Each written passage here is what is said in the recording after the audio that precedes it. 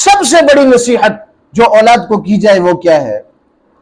سب سے بڑی نصیحت اولاد کو یہ کی جائے کہ اے میری اولاد، اے میرے بچوں، اللہ کی وحدانیت میں کسی کو شریک مت کر۔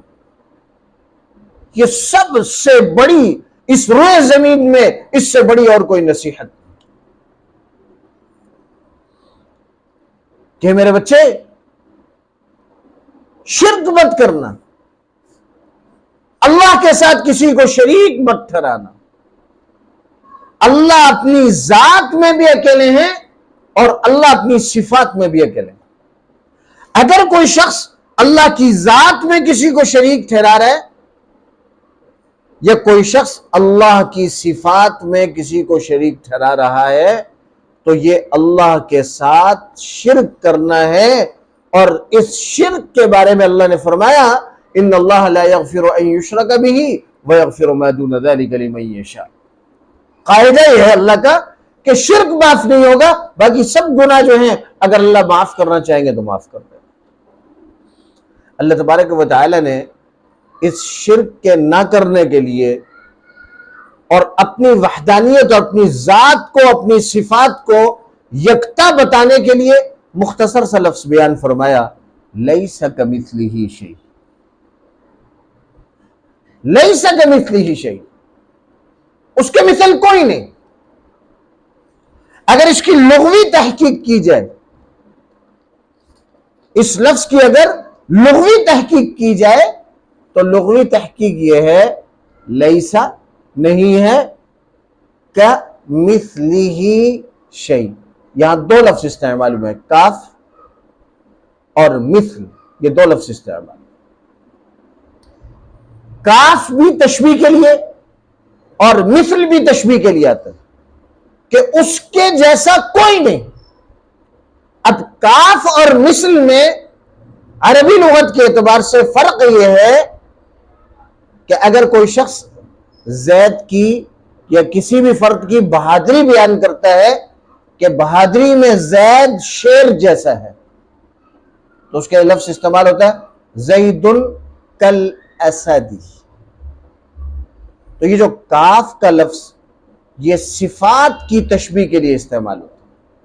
حالانکہ زید کے جو ہے نا درندہ نہیں ہے، انسان ہے، بس بہادری میں شیر جیسا ہے۔ تو جو صفات ہیں اس صفات کو بیان کرنے کے لیے کاف آتا ہے، اور ذات کو بیان کرنے کے لیے مثل آتا ہے کہ فلاں اس کے مثل ہے ذات کے اعتبار سے۔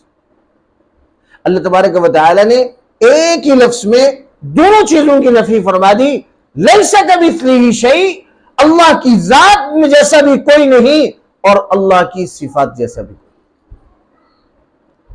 اب اللہ کی جتنی بھی صفات ہیں اگر ان صفات کو اللہ کے غیر میں اگر ثابت کرنے کی ہم کوشش کریں گے تو اس کو شرک کرتے ہیں۔ اللہ کی ایک صفت کیا ہے بھائی کہ اللہ سننے والے ہیں، اور ایسے سننے والے ہیں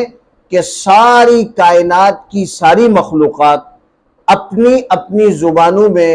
ایک ہی وقت میں اگر وہ بولیں اور دعا کریں تو اللہ تبارک و تعالی ایک ہی وقت میں ان تمام مخلوقات کی مختلف زبانوں میں کی ہوئی دعاؤں کو ایک ساتھ سنتے بھی ہیں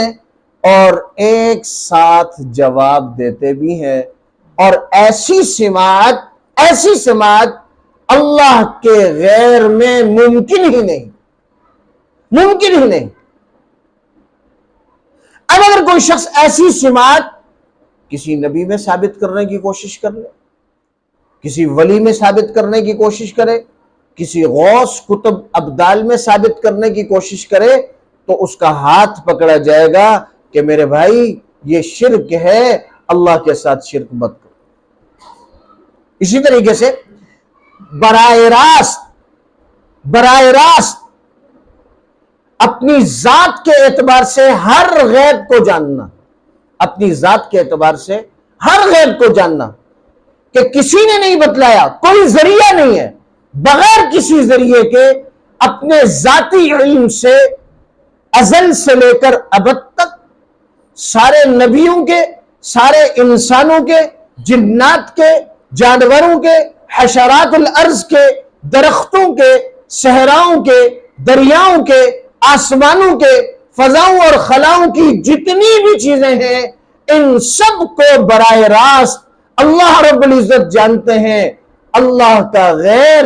اس تمام چیزوں کو اپنی ذات کے اعتبار سے پہچاننا کسی بھی شخصیت کے لیے ممکن ہی نہیں۔ اگر کوئی ایسے علم کو، یہ جو اللہ کی صفت ہے، اللہ کے غیر میں اگر ثابت کرنے کی کوشش کرے گا تو اس کا ہاتھ پکڑا جائے گا کہ میرے بھائی اللہ کے ساتھ شرک مت۔